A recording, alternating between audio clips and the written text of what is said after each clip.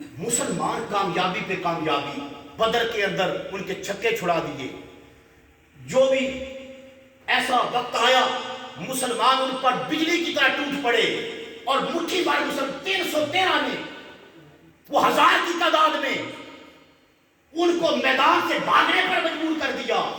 کافر سر جوڑ کے بیٹھ گئے. انہوں نے ایک جاسوس بھیجا، عروہ نام تھا. کہنے لگے مدینے جا، حضور کے صحابہ کے اندر تو نے رہنا ہے اور جا کے اس راز کا پتہ کر کے ہمیں دے کہ یہ مسلمانوں کو شکست کیوں نہیں ہوتی. عروہ آ گیا، حضور کے صحابہ میں 3 دن رہا، ساتھ نماز پڑھتا رہا، رکوع کرتا رہا، تسبیحیں پڑھتا رہا، سارا کچھ کرتا رہا. اس کے بعد واپس گیا. ان کی میٹنگ پھر اکٹھی ہوئی. انہوں نے کہا بول، راز کا پتہ چلا؟ اس نے کہا بالکل پتہ لگا کے آئے ہوں. ہم کامیاب ہو سکتے؟ اس نے کہا بالکل نہیں ہو سکتے، کبھی بھی نہیں ہو سکتے. کہ وجہ یہ ہے میں نے حضور کے صحابہ کو دیکھا ہے. میں نے صحابہ کو دیکھا ہے کہ نبی پاک جب وضو کرتے ہیں نا وہ پانی نیچے نہیں گرنے دیتے.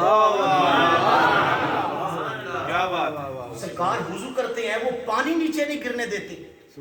حضور اپنا لعاب مبارک، تھوک مبارک جب پھینکتے ہیں نا تو وہ آگے ہاتھ کر لیتے ہیں اور اس پہ وہ مرنے مرانے پہ آ جاتے ہیں. اتنی ان کے اندر شدت سے محبت پائی جاتی ہے کہ وہ اس کو آپس میں تقسیم کرتے ہیں، اپنے چہرے پہ بلتے ہیں. وہ ایسے ہیں حضور جب حجامت بنواتے ہیں نیچے بال نہیں گرنے دیتے. اس نے کہا کہ تم کامیاب ان کے مقابلے میں نہیں ہو سکتے، انہیں شکست نہیں دے سکتے. اب میں چھوٹا سا سوال آپ سے کرتا ہوں. یار وہ کافر تھا، انہوں نے جاسوس بنا کے بھیجا تھا، اس نے جا کے یہ کیوں نہیں بتایا کہ میں نے دیکھا ہے وہ ذکر، اس طرح صحابہ ذکر نہیں کرتے تھے. صحابہ سے بڑا ذاکر کون ہے؟ نماز نہیں پڑھتے تھے، تہجد نہیں پڑھتے تھے، امامہ نہیں باندھتے تھے، دستار نہیں پہنتے تھے، حضور کی ایک ایک سنت پر عمل کرتے تھے. لیکن اس بندے نے جا کر جو ذکر کیا میں اس کی بات کر رہا ہوں. اس نے یہ نہیں کہا کہ وہ نماز بڑی پابندی سے پڑھ رہے تھے. اس نے یہ بھی نہیں کہا وہ راتوں کو اٹھ کر تہجد پڑھتے ہیں. نہیں، اس نے یہ بھی نہیں کہا کہ بھائی ان کے شب و روز اس طرح ذکر کے اندر گزرتے ہیں، یہ کام کرتے. اس نے کہا کہ ان کے اندر جو عشق مصطفیٰ ہے وہ یہ ہے کہ حضور کا تھوک نیچے نہیں گرنے دیتے، سرکار کے بال نہیں نیچے گرنے دیتے. حضور جب میرے نبی پاک صلی اللہ علیہ وسلم جب تھوکتے ہیں تو وہ نیچے نہیں گرنے دیتے. وہ ان چیزوں کی طرف ساری اس نے بتائی. کیا مطلب؟ اس نے بتایا یہ کہ مسلمانوں کے اندر جو سب سے بڑی بات ہے جس کی وجہ سے وہ شکست نہیں کھاتے وہ عشق مصطفیٰ. وہ کیا ہے؟ آج بھی عالم کفر کو اگر خطرہ ہے تو عاشقان مصطفیٰ سے خطرہ ہے. علامہ اقبال نے پہلے کہا تھا، ان کی سازش کے بارے میں بتایا تھا. علامہ اقبال نے کہا تھا کہ کافر کہتا یہ ہے کہ یہ فاقہ کش جو موت سے ڈرتا نہیں، ذرا روح محمد اس کے جسم سے نکال دو، دیکھا اس کو تخیلات فرنگی اسلام کو حجاز و یمن سے نکال دو. وہ کہتا ہے میں انگریزوں کی سازش جان چکا ہوں. اقبال نے کہا تھا، وہ کہتا ہے میں انگریزوں کی سازش جان چکا ہوں. انگریز چاہتا یہ ہے کہ ان کے بدن سے حضور کا عشق نکال دو. اگر عشق نکال لیا نا تو اسلام کو حجاز سے بھی شکست دے سکتی ہو، عجم سے بھی شکست دے سکتی ہو، یمن سے بھی دور کر سکتی ہو. اگر تم اسلام کو شکست دے سکتے ہو تو مسلمانوں کے جسموں کے اندر سے، دلوں کے اندر سے حضور کی محبت کو نکال دو. عشق مصطفیٰ ایسا ہتھیار ہے کہ جس کو شکست کسی صورت کے اندر نہیں دی جا سکتی. حضرات گرامی، اس لیے یہ محبت کی باتیں والدوحا. میں نے کہا فرانس کے بدماشوں اور عالم کفر کے گنڈا گردوں، تم نے تو میرے نبی پاک صلی اللہ علیہ وسلم کے خاکے بنائے.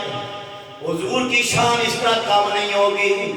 جگہ جگہ نعرے لگیں گے اور حضور کا یوم میلاد منایا جا رہا ہے. تمہاری ان سازشوں سے کچھ بن نہیں پڑا. آج جگہ جگہ حضور کا میلاد منانے والے یہ صدائیں بلند کر رہے ہیں، آج محبوب کا یوم میلاد ہے، دونوں عالم سجا اے سما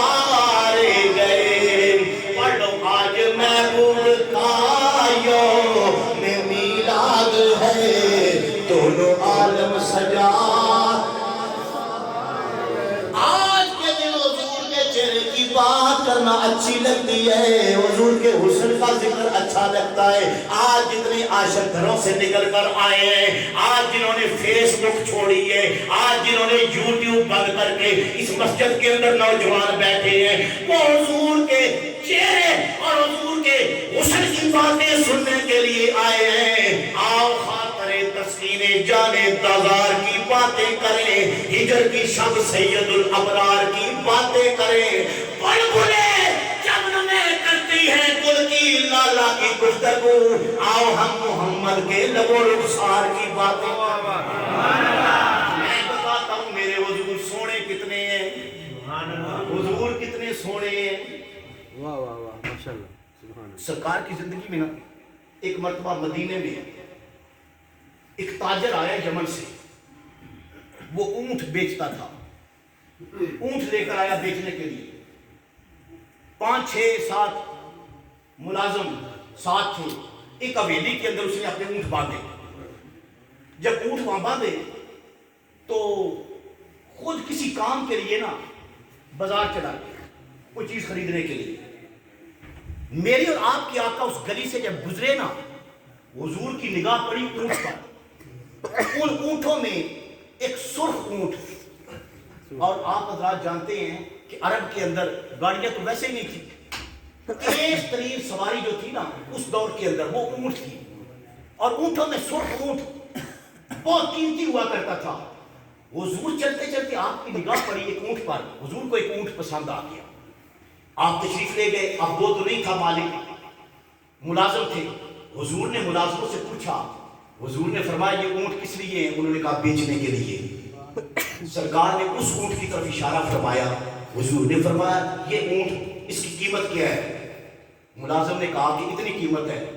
حضور نے فرمایا اونٹ دے دو مجھے, لیکن ادھار دے دو. 1 دن کے وعدے پر اونٹ ادھار دے دو. اور میں آپ کو بتاؤں میرے آقا کی یہ شان ہے کہ حضور نے ادھار لیا ہے لیکن ادھار دیا نہیں. سبحان اللہ. دینے کی زور سے کہنا سبحان اللہ. اچھا اب کوئی بندہ یہ آگے آپ کہیں کہ بس آج کے بعد ہم بھی ادھار نہیں دیں گے, آپ کہیں کہ بندہ مجبور میں ادھار ہی نہیں دوں گا. نہیں, یہ حضور کی شان ہے. کیوں نہیں دیا؟ لیا ہے ادھار, دیا نہیں. دیا کیوں نہیں؟ دیا اس لیے نہیں, ادھار بندہ اس وقت لیتا ہے جب وہ مجبور ہوتا ہے, ضرورت ہوتی ہے. حضور کے پاس جب ضرورت مند آیا نا, مجبور آیا, اس نے حضور سے مانگا, حضور نے جھولی بھر کر دیا. اس نے کہا واپس کروں گا, حضور نے فرمایا لینے والا نہیں. کیا بات ہے, میں دینے والا ہوں, میں لینے والا نہیں. واپس وہ لیتا ہے جس کے پاس کمی ہو جائے. میں محمد کو رب نے دیے ہی اتنا ہے, میرے خزانے میں کمی نہیں ہوتی. اس لیے جو آتا نا ادھار مانگنے کے لیے حضور سے دے ہی دیتے, اسے مالک ہی بنا دیتے. لے جا, اس لیے سرکار نے لیا ہے, دیا نہیں. تو جو 1 دن کے ادھار پہ اونٹ دے دو. ملازموں نے کہا ٹھیک ہے لے جائے. حضور اونٹ لے کر چلے گئے. جب اونٹ لے آئے کچھ دیر گزری, وہ مالک آ گیا. مالک نے آ کر دیکھا اونٹ باقی بندے ہوئے ہیں, وہ سرخ اونٹ سب سے خوبصورت وہاں پر موجود نہیں ہے. اپنے ملازموں سے کہتا ہے کہ فلاں اونٹ کہاں گیا؟ انہوں نے کہا بیچ دیا. کہنے لگا بغیر مجھ سے مشورہ کیے بیچ دیا, مجھ سے پوچھنا تھا کتنے کا بیچا ہے؟ انہوں نے کہا اتنے پیسوں کا. پیسے کہاں ہیں؟ انہوں نے کہا پیسے تو نہیں دیے, ادھار دیا ہے.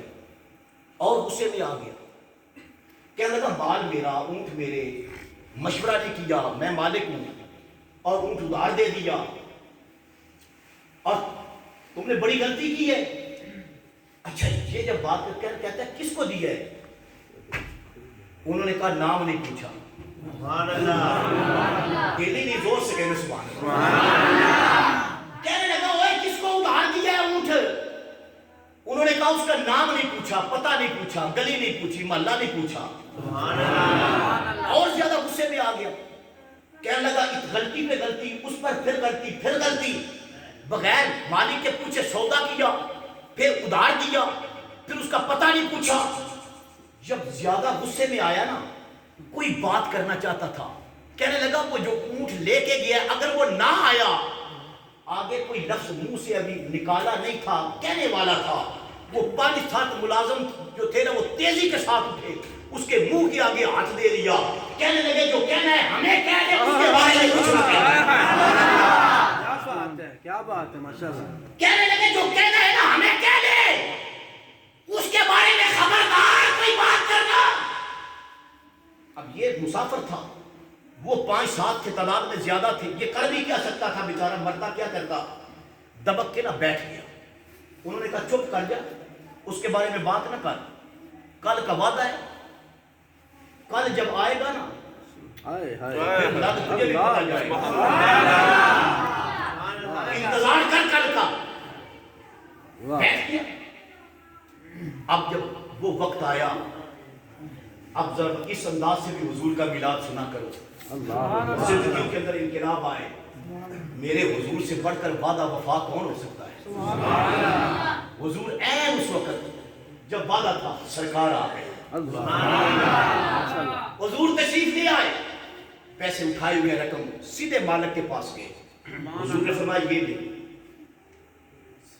سبحان اللہ. آج ہم امتی ہیں, ایڈریس بھی نہ پوچھا ہو, مال بھی اس کو اچھا دے دیا ہو, قیمتی دے دیا ہو, اور پھر بندہ یہ امید رکھے کہ کل پیسے لے کے آئے گا. تو میں کہتا ہوں کوئی حضور کا پھر عاشق ہی آ سکتا ہے, کوئی دیوانے ہی آ سکتا ہے. لوگ سمجھتے ہیں کہ میں نے تو بڑا کام کیا ہے, بھائی چپ کر جاؤ. دھوکہ دے کے اپنے آپ کو بڑا ہوشیار اور چلاک اور کامیاب تصور کرتے ہیں, لیکن میرے آقا کی یہ شان ہے, حضور وعدہ وفا کرنے والے. آپ سے بھی گزارش کروں گا, دنیا والوں سے یاری لگاتے ہو, ان سے وعدے لیتے ہو, اللہ کی قسم یہ وعدہ وفا نہیں کریں گے. آج دوستی لگانی ہے, یاری لگانی ہے, حضور سے لگا. یہاں دوستیاں لگتی ہیں اور پھر سارا دن بیٹھ کر کہتے رہتے ہیں سانو نہر والے پل تے بلا. میں کیا نہر والے پل تے انہیں کو نہیں ہونا, تے جے آ گیا نا آپ بھی ڈبے گا تے تینوں بھی لے ڈبے گا. اللہ کی قسم حضور نے بلایا ہے نہر والے پل پہ. ہاں حضور نے بلایا ہے اپنے غلاموں کو. کون سا نہر والا پل ہے؟ حضور نے فرمایا پل صراط پر میرا انتظار کرنا. کوئی نہیں پہنچے گا وہاں. حضور نے فرمایا معاشر کے لیے میں محمد رسول اللہ پل صراط پہ پہنچوں گا, اور فرمایا جب میں پہنچوں گا تو میرے امتیوں کا فرشتے استقبال کر رہے ہوں. پل صراط کیا ہے؟ نیچے جہنم ہے, اوپر پل ہے, اور وہ کہتے ہیں کہ تلوار سے زیادہ باریک, تلوار کی دھار سے زیادہ باریک ہے, اور پل بڑا نازک ہے. حضور نے فرمایا میں اس پل پہ آپ آ جاؤں گا. ذرا پیار سے کرو سبحان اللہ. اس باتیں کو یقین ہے حضور آ جائیں گے, وہ پیار سے کہ سبحان اللہ.